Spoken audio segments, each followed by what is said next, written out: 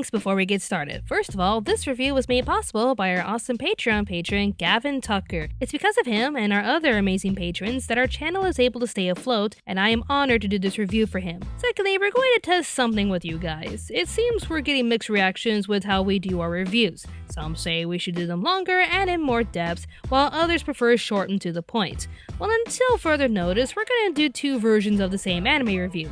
One that is short and sweet, and one that is longer and more in depth. Depending on the views and overall reactions, we'll determine if we'll continue with one review format or the other, or even both. This is the quick review of Tiger and Bunny, but if you want the longer version, just click on the link down below. With that said, here is our quick review of Tiger and Bunny.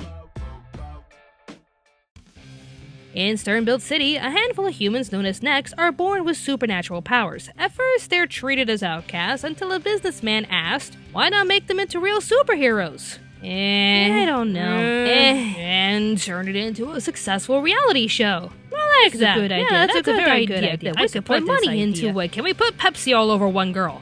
And so Hero TV is born, a network dedicated to showing top-of-the-line action where our superheroes have to chase down the bad guys while showing off their sponsors' logos. The questions are, though, what makes a real hero in this world? Do our heroes feel appreciated or used? In dire need, will they risk everything to do what's right or wait for their cue from their director? If anything, what is right and wrong in this city? A lot of these questions are answered and analyzed as we follow an aging hero named Kotetsu Kaburagi, also known as Wild Tiger, as he is being forced to team up with another hero named Barnaby Brooks to set up a new marketing angle and to secure his future in the industry. If we had the Anime Awards in a similar setup to how we do it now, I can easily say this show would have made it into our top 5 shows of 2011. It did win for Best Action and Friendship, but back when we only awarded one show per category, I would have debated that Tiger and Bunny was the second best anime of the year next to Madoka Magica. This really isn't a typical superhero show, as we add corporate sponsors to the mix. Some of our heroes want to do what's right and save the day, but they also have to listen to their sponsors or else risk losing their jobs.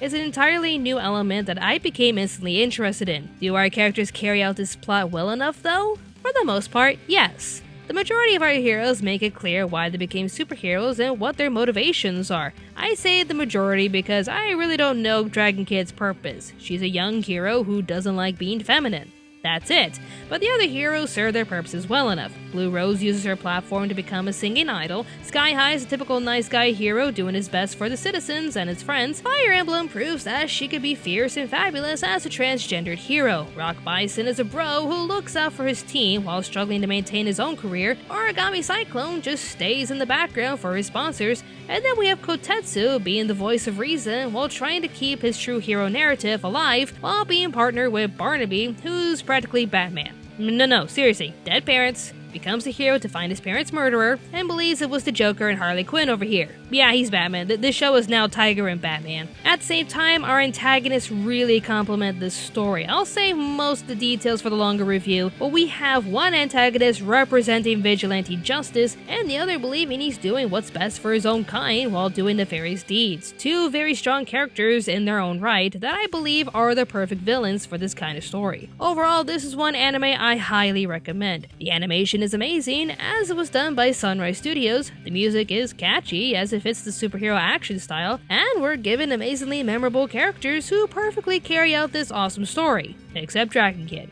I can't even remember her that well. Like, you could seriously make this whole anime without her, and that wouldn't make a difference.